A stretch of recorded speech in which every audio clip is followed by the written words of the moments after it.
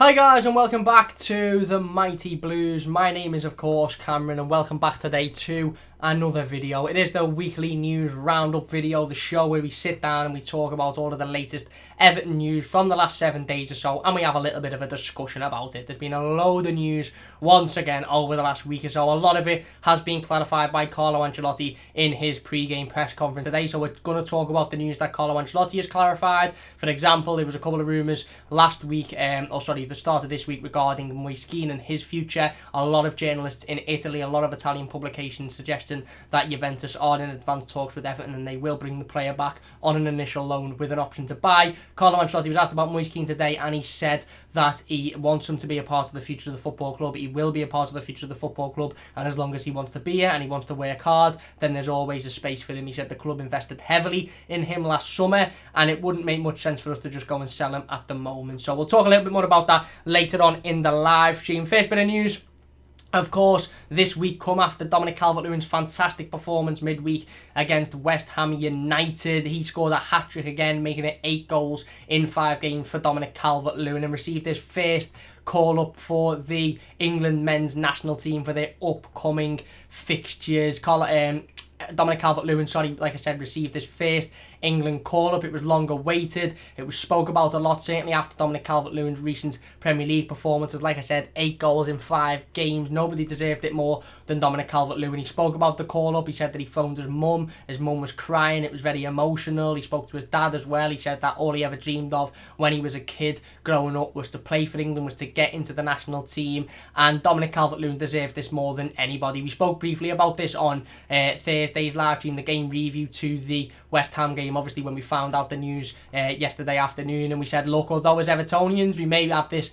selfish mentality of thinking, we don't want players to go on international duty because we don't want them to get injured, or we don't want it to affect their progress at Everton Football Club. You have to be happy for Dominic Calvert-Lewin. It's clear that this has been a dream of his. This dream has now come true, and we shall fully expect Dominic Calvert-Lewin to go on international duty with England and absolutely do the business like he's been doing at Everton Football Club. He will play tomorrow in the game against Brighton and HoveAlbion, I'm assuming anyway, and hopefully he goes out and does the business in that game as well. But Dominic Calvert-Lewin has received his first England men's call-up to the men's national team, which is fantastic to him. Michael Keane and Jordan Pickford also received call-ups to the national team, which is fantastic for both players as well. Michael Keane's had a fantastic start to the season so far, really assured in defence, scored a couple of goals as well. Of course, the only Everton player to feature for 90 minutes in all 6 of those games this season. He's had a fantastic season, like I said, very rarely put a foot wrong positional wise.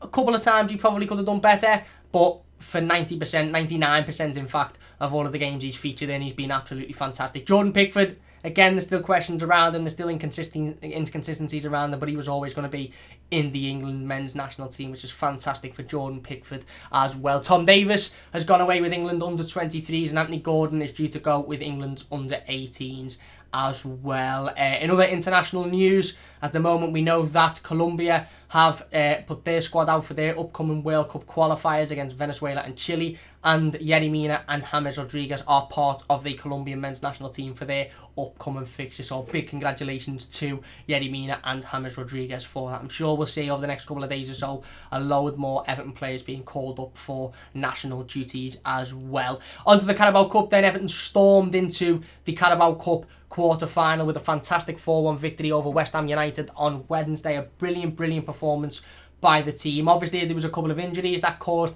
a little bit of worry on the night, but overall a fantastic performance, a fantastic result. Dominic Calvert-Lewin getting the hat-trick in that game. Everton will face Manchester United in the quarterfinals at Goodison Park. That fixture will be played on either the 22nd or 23rd of December, so a couple of days before Christmas.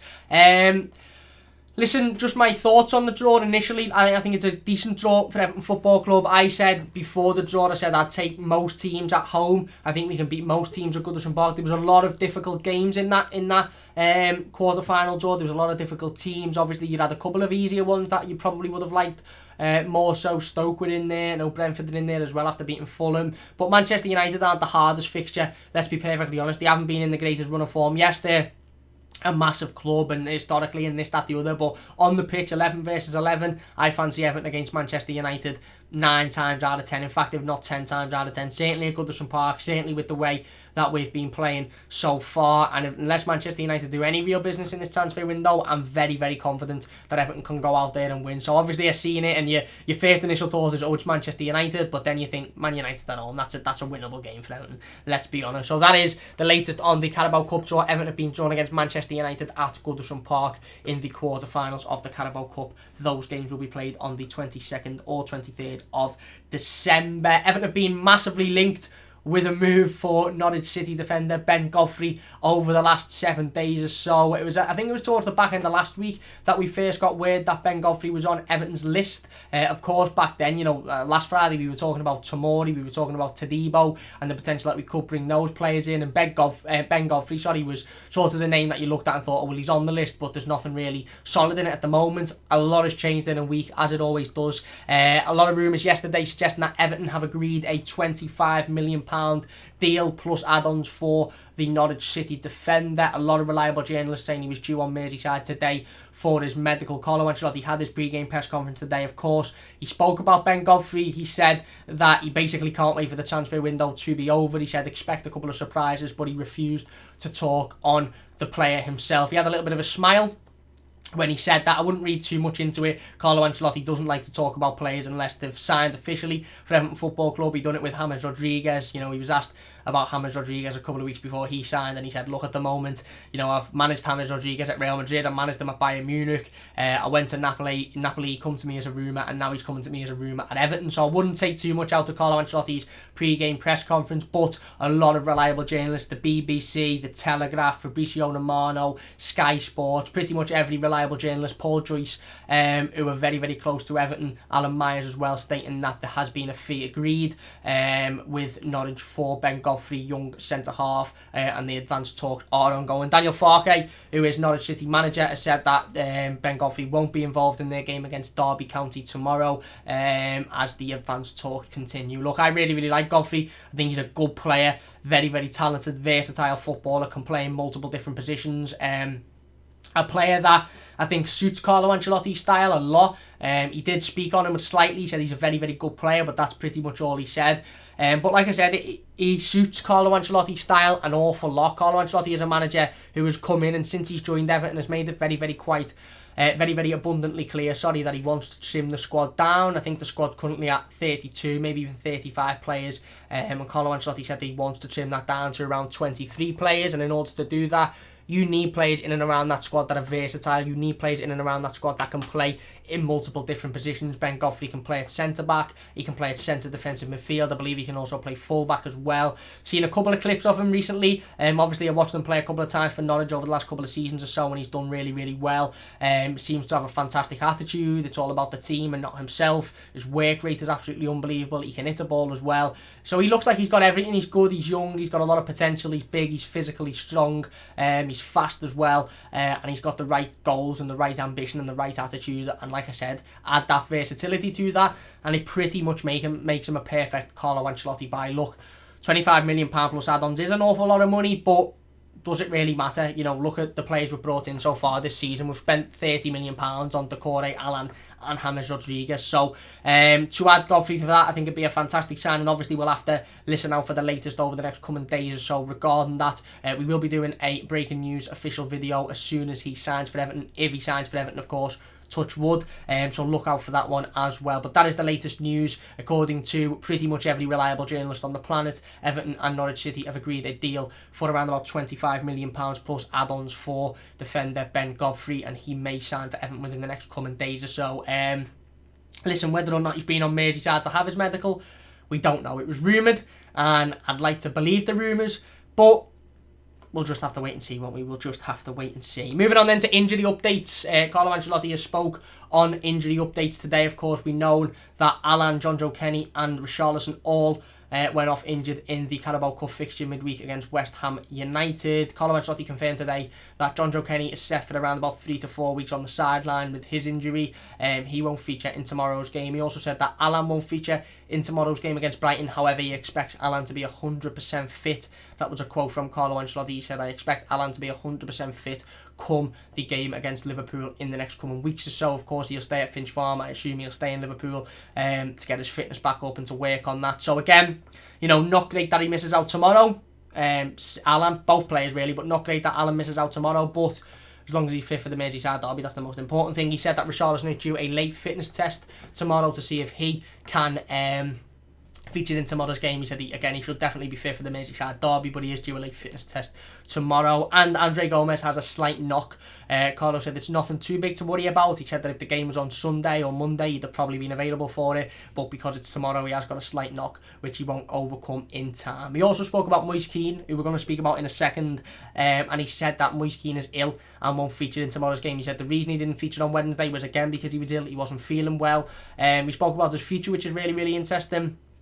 But he said that Moise Kean was ill. We know, of course, Anthony Gordon was ill on Wednesday, which is why he didn't feature. So I'm not too sure whether he'll be a part of the squad for tomorrow's game. But we know, confirmed by Carlo Ancelotti, that Andre Gomez, John Joe Kenny, Alan and Moise Kean will all be out of tomorrow's game, and maybe even Richarlison, subject to a late fitness test. On to Moise Kean then. Carlo spoke about his future today. He was asked a direct question. He was basically posed, listen, Moise Kean wasn't involved in the squad on Wednesday. There's been a couple of rumours floating around the internet. What's the situation? And he said the reason why he wasn't involved in the squad on Wednesday was due to that illness, nothing else. And he said the situation is that he's got a future at the football club as long as he wants it. He said that if he gets his head down, he works hard, he can have a big, big future at this football club. He said the club spent massive money on him last season, and we're not looking to move him on anytime soon. He didn't really confirm where Moise Kean's head's at and whether he completely is on board and wants to stay, but he said that the player seems happy in himself, and Carlo Ancelotti's happy with him, so it doesn't look like there's too much movement on that. I'm not 100% convinced as yet, but again, doesn't look like there's too much movement on the Moise Kean situation. Everton women's have beaten the semi-finalists. I think they played Brighton in the semi-final. I might be wrong about that. I've completely butchered it. But they are through to the FA Cup women's final. They will face Manchester City on the 1st of November. A fantastic performance by the women's side to grace through 3-0 victory away from home into the FA Cup final after a fantastic victory against Chelsea in the game before it.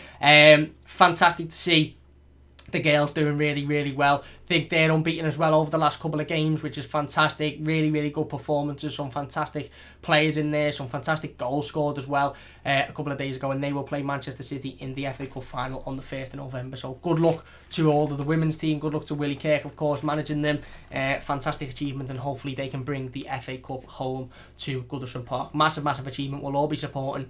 And I'm sure a lot of us will be watching on the 1st of November as well. And the final bit of news I want to talk about today is that Dominic Calvert-Lewin and James Rodriguez have been nominated for the EA Sports September Player of the Month award. You can go onto the EA Sports website and vote for either Dominic Calvert-Lewin or Richarlison. I think you can only vote once on one device, but if you go on your iPad and vote for Dom, you can then go on your phone and vote for James Rodriguez. We've tweeted the links out a couple of times today, so if you go on our Twitter at MightyBluesYT, you should be able to find the links there as well to go out and vote. And Carlo Ancelotti has been nominated for the Barclays Premier League Manager of the Month as well. So while you're at it, go and vote for Dom, go and vote for James, and go and vote for Carlo Ancelotti in those awards. Hopefully we'll see at least 2 of the 3 brought home. Well, it will only be 2 of the 3, of course. But at least we can see one. Hopefully we can see one. There you go. That is the weekly news roundup video for today. If you have enjoyed it, please do hit that like button. Let me know if there's any news I've missed out on. Drop it in the comment section and we'll certainly go through that and discuss it in great detail. Big thanks for watching. If you have enjoyed, please do hit that like button. Everton face Brighton and HoveAlbion tomorrow in the Premier League, our last game before the international break. Hopefully we can go into the international break with a big win. Big thanks for watching. If you have enjoyed, please do hit that like button. Don't forget to subscribe to the channel if you are new as well. We'll see you tomorrow for the player ratings and the instant match reaction directly after the Brighton game. Big thanks for watching, and we'll see you soon on the Mighty Blues.